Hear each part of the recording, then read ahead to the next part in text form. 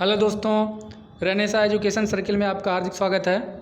और आज हम लोग हिंदी का एक बहुत ही अच्छा टॉपिक संज्ञा पढ़ेंगे, जो कि विभिन्न प्रतियोगी परीक्षाओं जैसे UPSI, UP TET, super TET, लेखपाल, यूपी पुलिस तथा अन्य स्टेट एग्जामों में जिसमें हिंदी पूछा जाता है उसके लिए बहुत ही इंपॉर्टेंट है।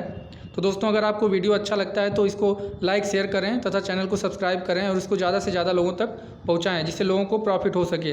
तो चलिए दोस्तों, हम लोग आगे बढ़ते हैं। चलिए स्टार्ट करते हैं। संज्ञा देखिए, संज्ञा का पहले संधि विच्छेद देखिए, इसका अर्थ क्या होता है। देखिए, संज्ञा का संधि विच्छेद है सम धन ज्ञा। इसका अर्थ होता है सम्यक ज्ञान कराने वाला।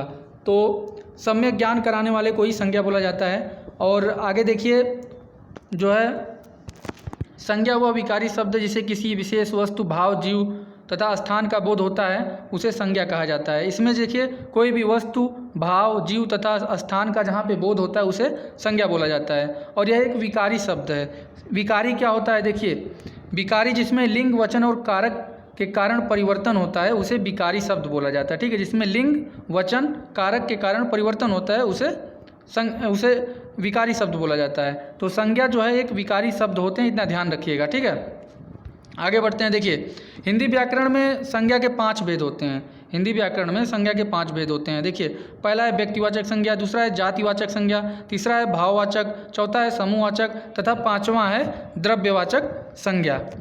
ठीक है, तो आपको ये ध्यान रखना है इसमें कि संज्ञा के 5 भेद होते हैं: व्यक्तिवाचक, जातिवाचक, भाववाचक, समूहवाचक तथा द्रव्यवाचक। ठीक है, आगे बढ़ते हैं। देखिए, पहला है व्यक्तिवाचक संज्ञा। देखिए, व्यक्तिवाचक संज्ञा किसको बोलते हैं? जिस शब्द से किसी एक व्यक्ति या वस्तु का एवं स्थान का बोध हो उसे व्यक्तिवाचक संज्ञा कहते हैं। जैसे रमेश एक प्रॉपर व्यक्ति है। देखिए, महेश, गंगा, हिमालय, कोई भी स्थान ले लीजिए आप, मुंबई, दिल्ली, ये सब जो है आपका व्यक्तिवाचक संज्ञा में आएंगे। ठीक है, एक प्रॉपर, एक जो है जिसे कोई व्यक्ति या वस्तु हो और स्थान, उनके एक प्रॉपर एक जो है उसका बोध हो तो उसे व्यक्तिवाचक संज्ञा बोला जाता है। ठीक है, आगे देखिए, जो है जातिवाचक संज्ञा। देखिए, इसमें क्वेश्चन कैसे पूछता है। जैसे ये एग्जाम्पल है, इसे दे दिया ऑप्शन में रमेश, ठीक है, आगे आपको गाय दे दिया, फिर दे दिया सोना, दे दिया चांदी, दे दिया। तो इसमें आपको पूछेगा कि इसमें से कौन व्यक्तिवाचक संज्ञा है, तो रमेश जो है व्यक्तिवाचक संज्ञा होगा। या फिर पूछ लिया जो है इनमें से कौन सा जो है व्यक्तिवाचक संज्ञा नहीं है, तो ऐसे ऑप्शन में आपको देख के टिक कर लेना है। अब आपको याद हो गया होगा, ध्यान हो गया होगा कि व्यक्तिवाचक संज्ञा किसको बोलते हैं। ठीक है, आगे बढ़ते हैं। जातिवाचक संज्ञा।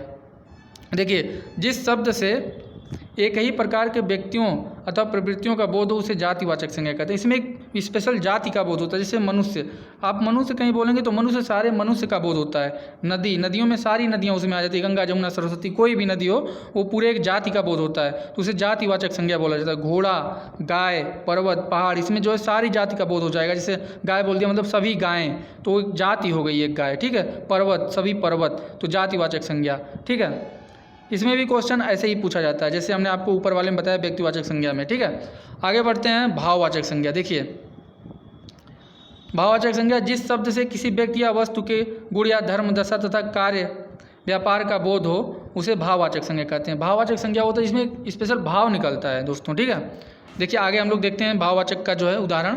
भाववाचक संज्ञाओं का निर्माण जातिवाचक संज्ञा से, विशेषण से, क्रिया से, सर्वनाम से तथा अव्यय में प्रत्यय लगाकर होता है। ठीक है, तो ये इम्पॉर्टेंट है दोस्तों। संज्ञा जो है विभिन्न एग्जामों में पूछा जाता है। जैसे आपका यूपीएसआई, जो भी student UP police, UPSI, jail warden, fireman, या फिर आपका लेखपाल, यूपी टेट, सुपर टेट, इनमें जो है ये पूछा जाएगा, तो इसको ध्यान से पढ़िएगा। ठीक है, आगे देखिए, जातिवाचक संज्ञा से हम लोग कैसे भाववाचक संज्ञा में परिवर्तन करते हैं। देखिए, बूढ़ा, बूढ़ा एक जो है जातिवाचक संज्ञा। बूढ़ा से देखिए पूरे बूढ़े एक जाति का बोध होता है। इसमें जो है बुढ़ापा, ये आपका भाववाचक संज्ञा बन गया। देखिए, मित्र, मित्रता, भाववाचक मित्रता हो गया। मित्र जो है ये आपका जातिवाचक संज्ञा है। आगे देखिए, मनुष्य, मनुष्य से आपको भाववाचक बनाना है तो मनुष्यता। ठीक है, आगे देखिए विशेषण से कैसे बनाते हैं। देखिए, विशेषण जैसे गर्म, गर्म एक विशेषण शब्द है, गर्म से गर्मी। मीठा, मीठा से मिठास। कठोर, कठोर से कठोरता। ठीक है, नम्र, नम्र से नम्रता। ठीक है, ये देखिए ये जो है आपका भाववाचक संज्ञा है। गर्मी, मिठास, कठोरता, नम्रता, ये आपका भाववाचक संज्ञा। ठीक है, आगे देखिए क्रिया से कैसे बनेंगे। देखिए, चढ़ना, चढ़ना से चढ़ाई, ये आपका भाववाचक। पढ़ना, पढ़ाई, ये भाववाचक संज्ञा हो गया। ये क्रिया से हम लोग बना रहे हैं।